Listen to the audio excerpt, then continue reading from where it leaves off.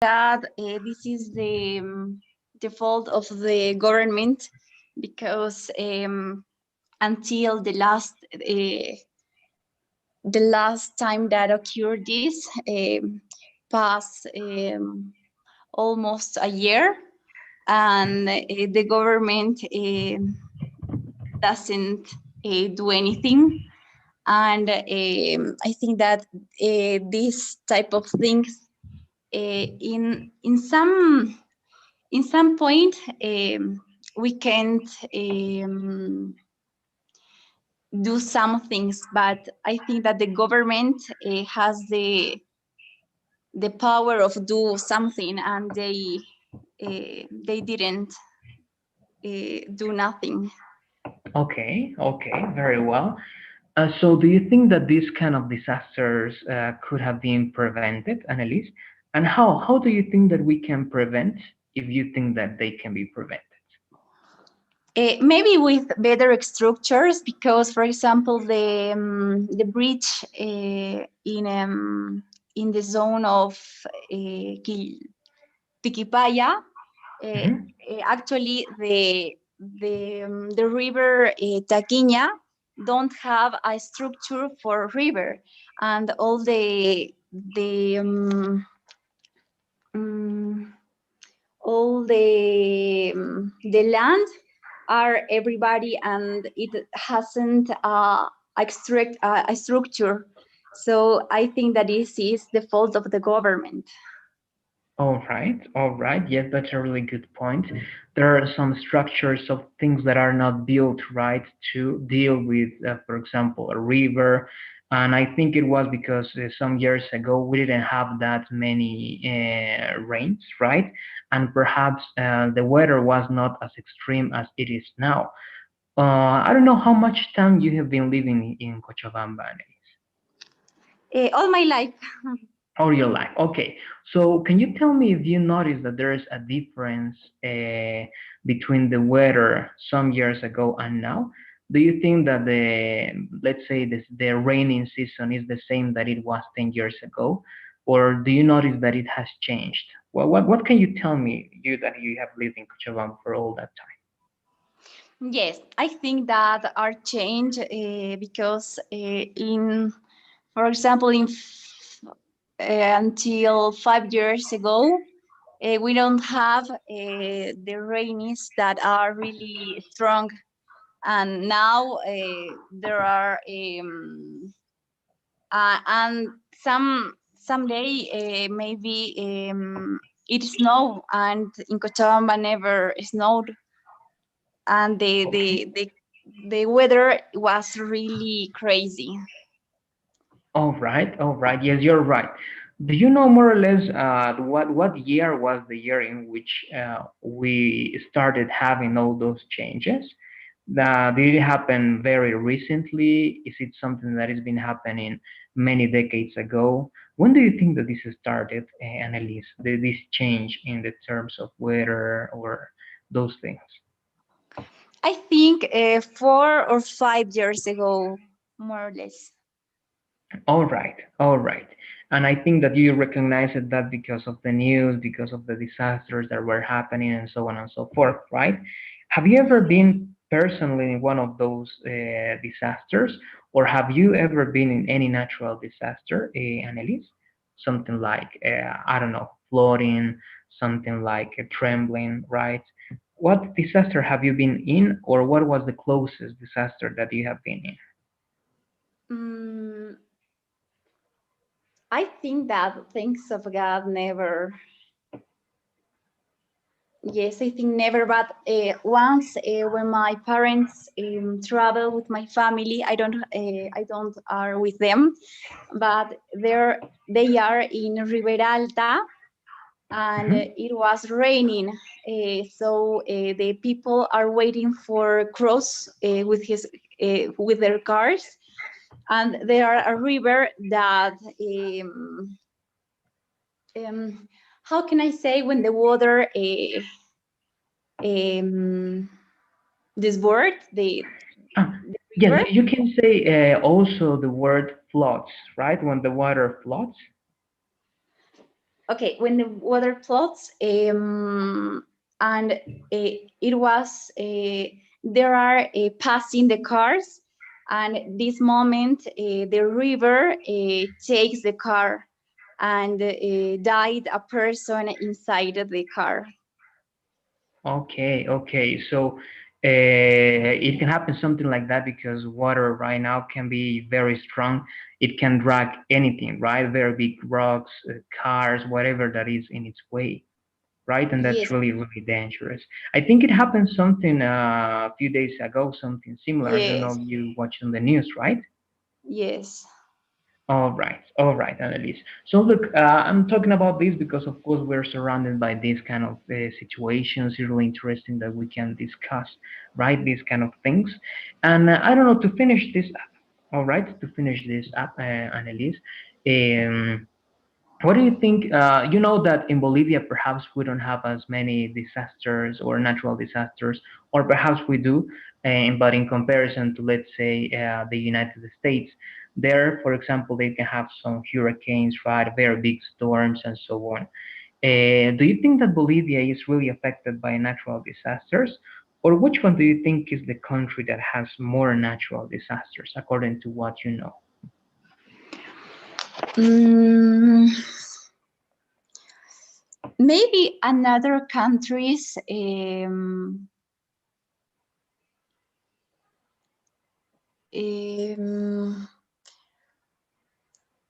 for example, the problem of Colombia when there are mm, I don't know how to say sea quake. Okay, yes, I When see. there were a sea quake in Colombia, and there are a lot of houses and people that died because all the some part of the sea entered to the city, and Okay. died a lot of people, and a lot of people don't have houses because of this. All right, all right. It's something similar. Well, because of those right quakes that are happening on the sea, you have these things that we call tsunamis, also, right? Yes, Something close exactly. to that. Okay, okay, yes. I think that's something, of course, that these countries like Colombia, I think the worst cases have been seen like in Chile, right? They have many Ah, of those yes. situations, right, with earthquakes, sea quakes, with tsunamis, and they say that that country is very unstable because many of the regions, right, that are very close to the ocean, right, are in danger because at any time they can have like alarms, right, because of these natural disasters. And now this is my last question with that. Would you live in a country like that, where in a part of a country like that, would you like to live perhaps near to the sea in these countries? Or what's the best place that you can find to live, Annalise? Perhaps here only in Bolivia. Where would you like to go to live? Well, I think that, for example, here in Cochabamba, we are really safe because we don't near the sea or a longer river, and we don't have a lot of earthquakes too. So I think the most safe, the safest place to live is maybe in cities that don't have rivers or seas near the city. All right. Yes, then that's correct. Right? Those are things that we don't have here, and there are better places to live in. So, Annalise, we're going to be finishing with this. All right. Thanks for being here. Remember, tomorrow we don't have anything, so we're going to be seeing each other on Monday. All right. Okay, thank you, teacher. Great. Have a good weekend, and see you Monday, Annalise. Bye bye. You too. Bye, teacher. Thank you. Bye bye.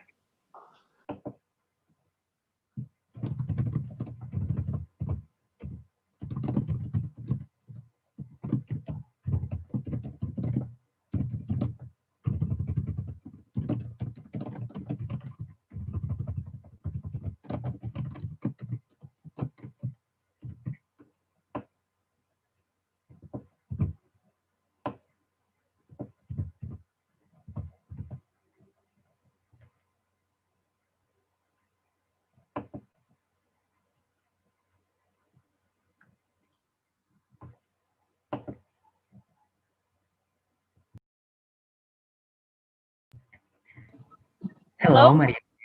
Hello, teacher. how are you? Fine, thank you.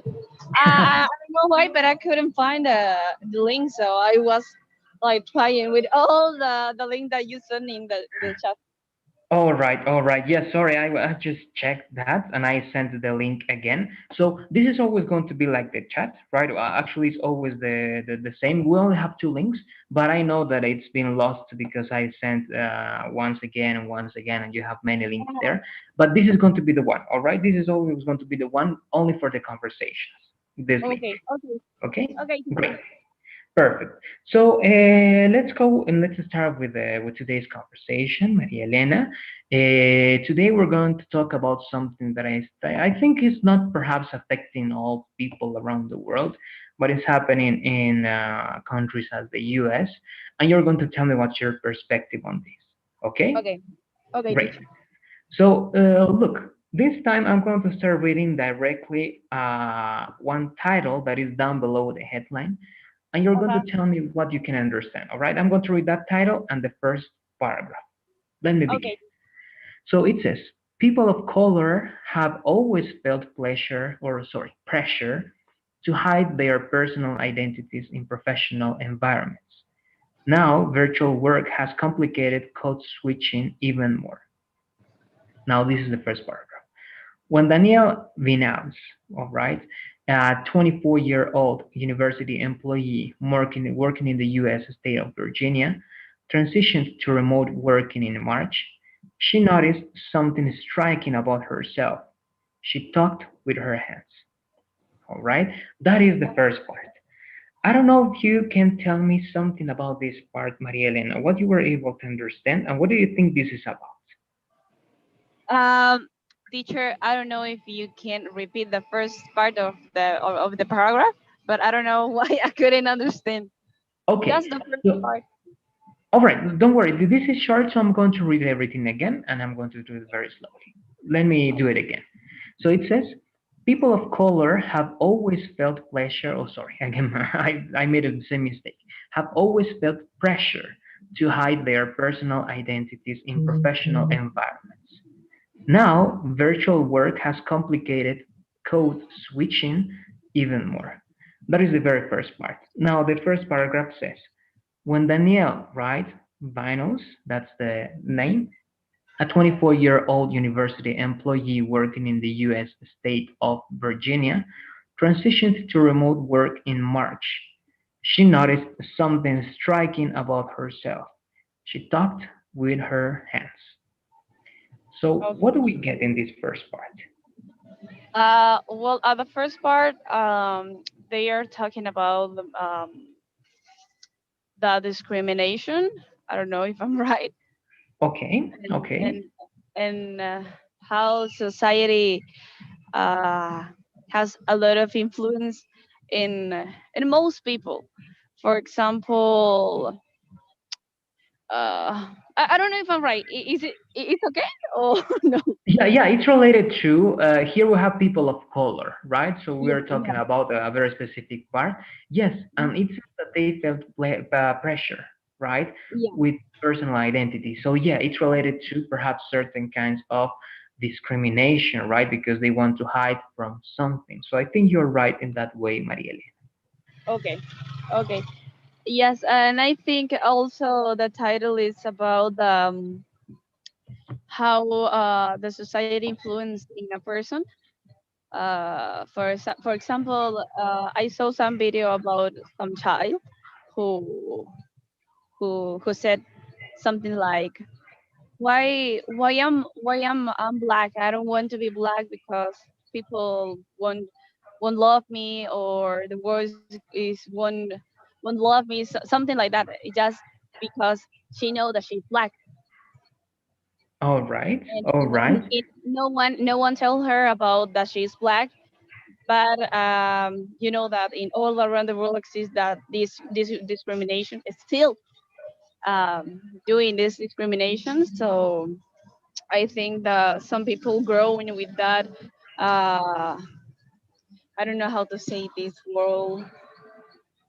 This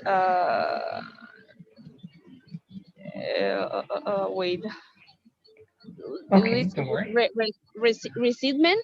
I don't know if it's okay. Okay, what do you mean by that? Like when you feel something against some situation. I don't know how can I Okay, explain. something I don't want negative. to talk in Okay. Spanish. I'm All trying. right. All right. So yes, that's being resentful. Yeah, Yes. you can talk about resentful, right? Uh, When you feel these negative thoughts, right, against people who are discriminating you or something like that. yes. All right, all right. Yes, I agree with you. Of course, this is going to create this kind of attitude, this kind of behavior, because yes, as you said, even though this is very particular, right? Because they are talking about Afro Americans in this case, right? People of color, but this happens to many other people, right? Of course, in the U.S., they don't only discriminate, let's say, people of color, right? They also discriminate people who are migrants, right, from other parts of the world who are not, let's say, Americans, right? Yeah. People who are from the Middle East, people who are from Latin America, even some other people who are from Europe, but not the best parts, let's say, quotation marks, right, in Europe. So now I'm going to copy this first part, so that you can also take a look. Yes, it's referred to discrimination, but in a very specific way. And let's understand which way. In the chat, you can find the very first part, and yes, they are trying to hide their personal identities, right, in professional environments. Of course, it can be due to some discrimination or some very specific things. And they are also mentioning, well, not only this, right, but besides that, that virtual work has complicated code switching even more. Now we're going to Uh-huh. understand what they mean with code switching, right? In the second part that I read, it's about Danielle, right?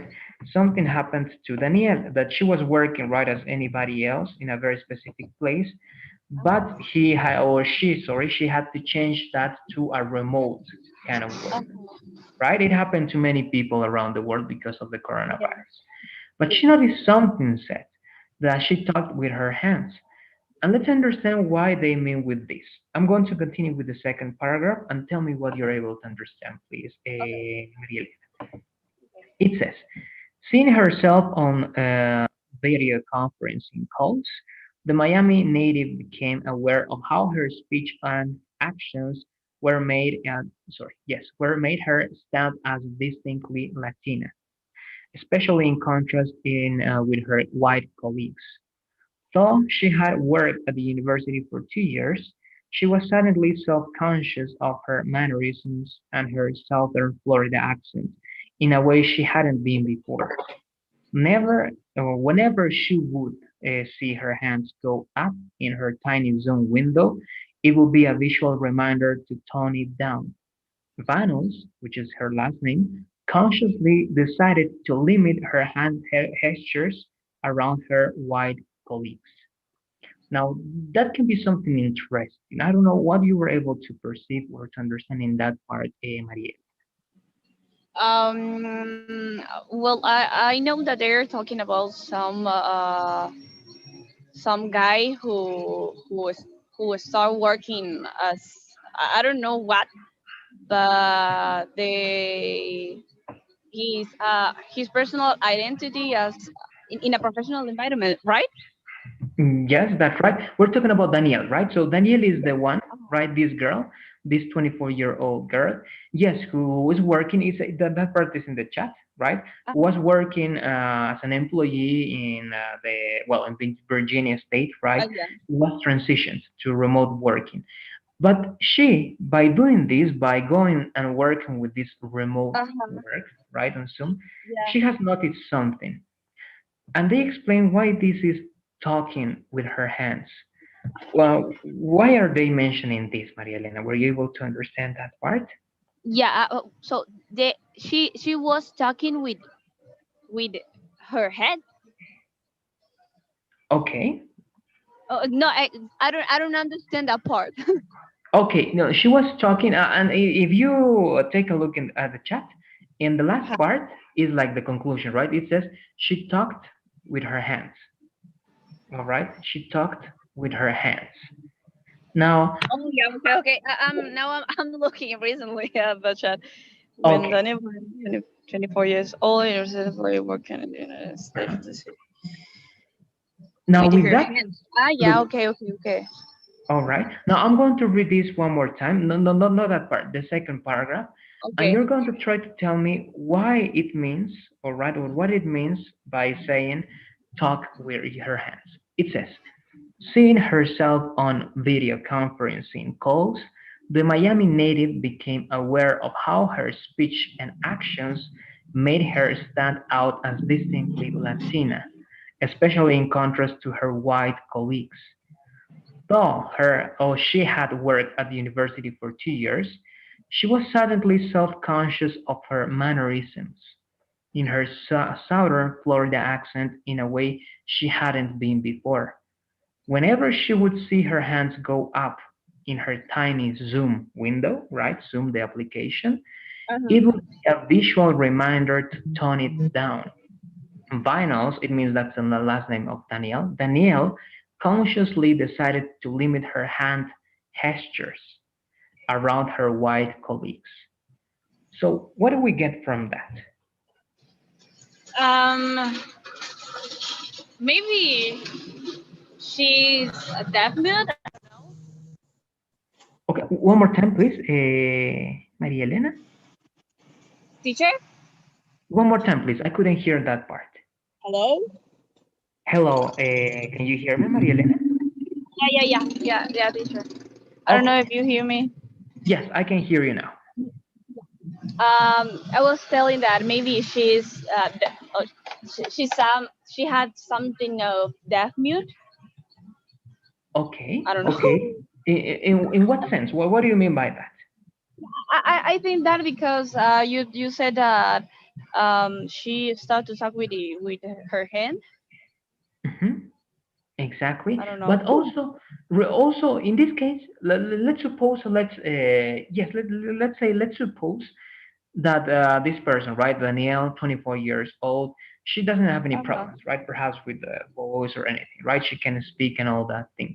But also, we can say that she can use the microphone and everything because it says this. Look, um, seeing herself in the video conferencing calls. I'm going to copy also all these so that you can read with me to finish today. It's in the chat also. Let's read that with me. Look at the first part. It says that seeing Okay. herself on the video conferencing calls, Danielle, right? Danielle is the Miami native, became aware of how her speech, it means while she was talking, okay, while she was Uh-huh. talking using Zoom, she made something with her hands and she was listening to herself.